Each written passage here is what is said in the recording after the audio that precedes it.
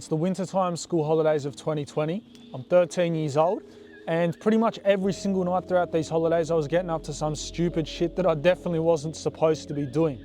I would sneak out to my mate Donnie's house, who lived just up the road, 2 or 3 times a week to piss up.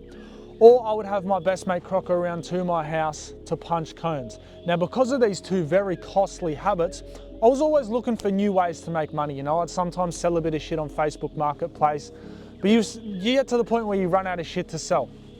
So I'm at Donnie's house around midday one Saturday, and I receive a message from this girl who I actually was quite good friends with from school.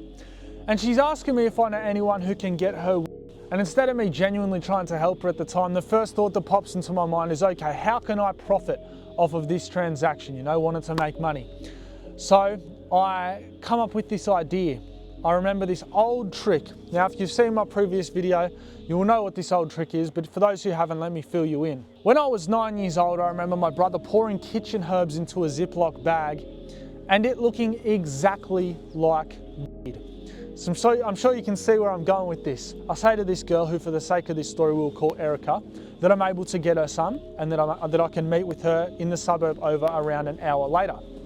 Right, so we agree to meet up. I tell Donnie I just got to go home, I'm going to sell some shit to Erica and I'll be back in around an hour and a half. Cool. I ride home, you know, just up the road, go inside, go into the pantry, pour a couple grams of this parsley, whatever the fuck it was, into a Ziploc bag, jump on my bike and I ride to the suburb over. You know, it takes me maybe 10 minutes. I arrive at the spot we'd agreed to meet up at, give her the stuff, you know, we talk for a little bit. I tell her it's already chopped up, ready to go for her. And she's on her merry way, right? I ride home, I just kick back watching Netflix for a few hours. But later this night, I receive a message from Erica, and I'm expecting it to be very negative, her saying that it's shit, it didn't work. But she's telling me how good it is, you know? And bro, the placebo effect just straight out got her hard this night. They were yapping about how good it was, that it's real good shit, it tastes amazing.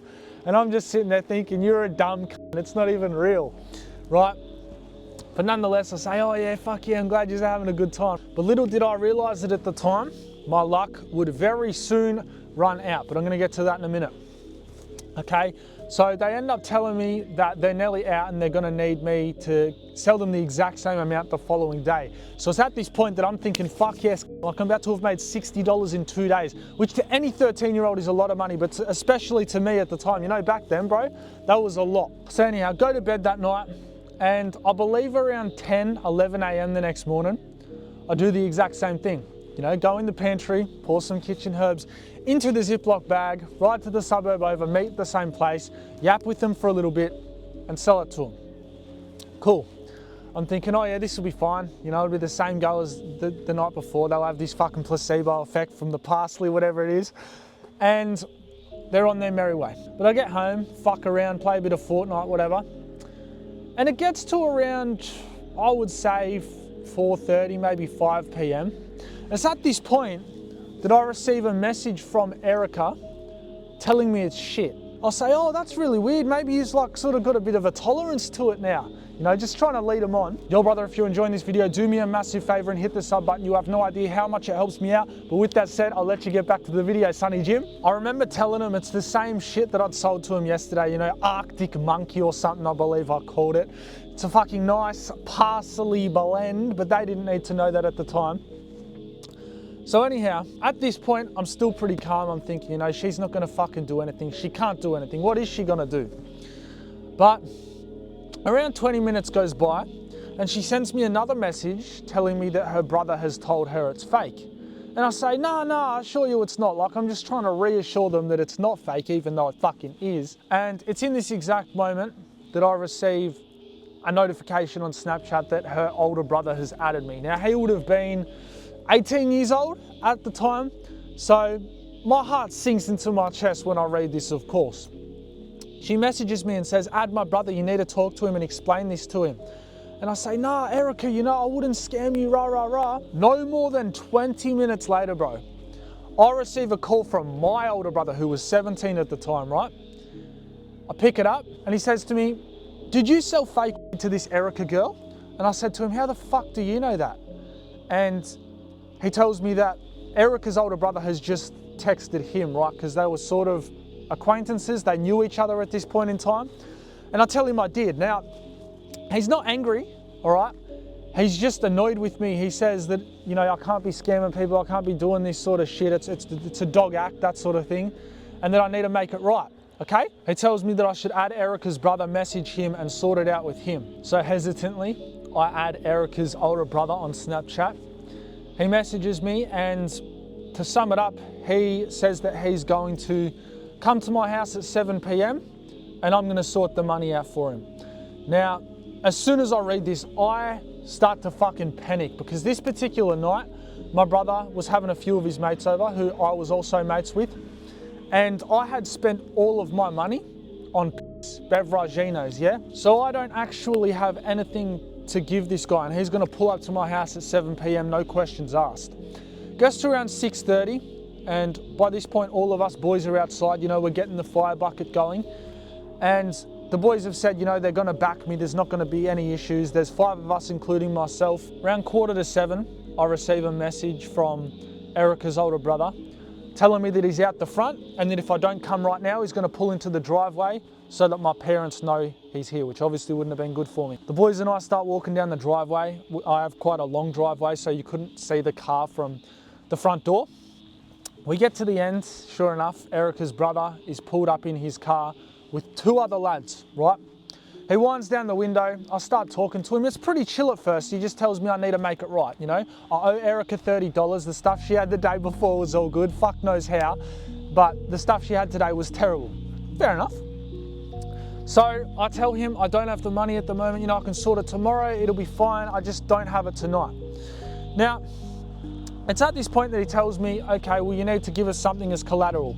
I remember I had like an Itch Pig hoodie at the time. He wanted to take that off of me. That was like a $180 hoodie. Best hoodie I owned at the time. So I said, no, I can't do that. You know, it's in the wash at the moment. And he's just pretty much telling me I need to find something that is at least of similar value to the amount of money I owe Erica. Now, after a little bit of back and forth, the lad in the back ends up getting pretty frustrated. Now, I come to learn years later, because I actually became friends with this lad, that at the time he was a crackhead, which explains what happened next, okay? This lad in the back, right, 16 years old at the time, he winds down his window and he just starts going in on me. This is where my heart just starts pounding out of my chest. He says, I'm gonna get out and fucking belt you right now. I know 12-year-olds that can fucking bash you. If you don't go and get us something that's like of similar value, I'm gonna f*** the fuck out of you. And he just keeps going in on me. Anyhow, obviously by this point, you know, my brother being 2 years older than me and all, this is my brother Jake, not Scott. He's backing me up, you know, all his boys are backing me up, telling this lad in the back just to kick back, you know, stop stressing. But he just keeps going in on me, you know, telling me I'm a dog cunt, that he's gonna beat the fuck out of me. Anyhow, after about 10 minutes of this back and forth with the lad in the back and Erica's older brother, who was still reasonably calm, I decide I'm gonna go inside and get some shoes that I'd actually doorstepped a couple of years before and give them to Erica's brother as collateral, right? All that means is he keeps them until I have the money, then he gives them back. Simple, yeah? So I run up the driveway, go back in the garage, grab the shoes from my brother's room. They weren't even my shoes. I was just the one that had doorstepped them. And run back down, give them to Erica's brother. Now, after this, the lad in the back, he keeps going in on me and he says some more insulting shit. But they finally decide to drive off. And it's in this moment that we get mud flicked up all over our good clothes, right? Because we were having a lad's night.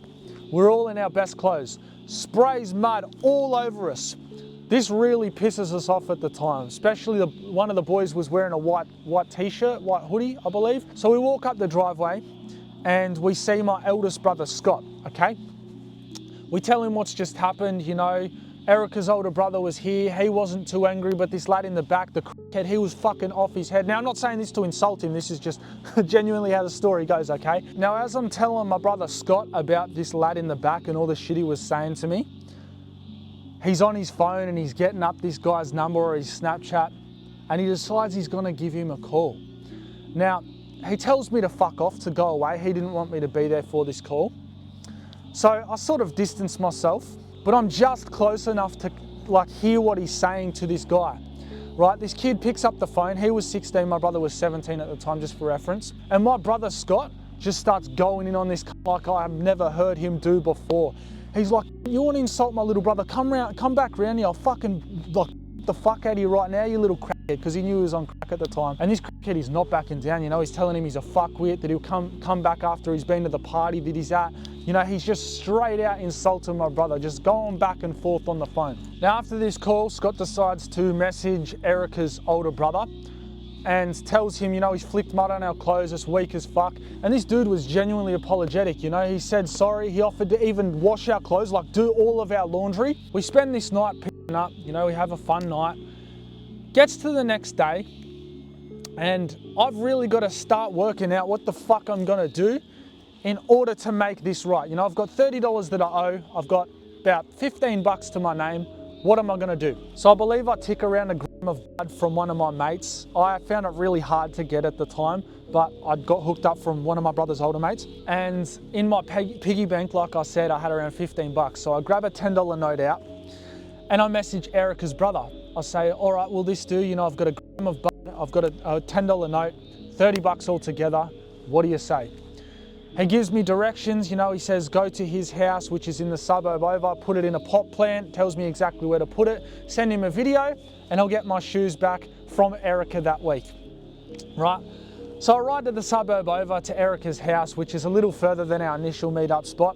Takes me around 20 minutes, get to her house, no one's home obviously, put it in the pot plant, send Erica's brother a video, and you know, this completely fixed everything. He called me a good cunt. He said, thank you for making it right. You know, I did the right thing. You know, he was just a good cunt throughout this whole experience. Go to school that week, don't get my shoes back for a couple of days, but Erica brings them to school on Wednesday. Of course, we're not friends by this point. Now, bro, I think it goes without saying, this was a stupid fucking idea from the get-go. Like, of course it was gonna end bad, her having an older brother and everything.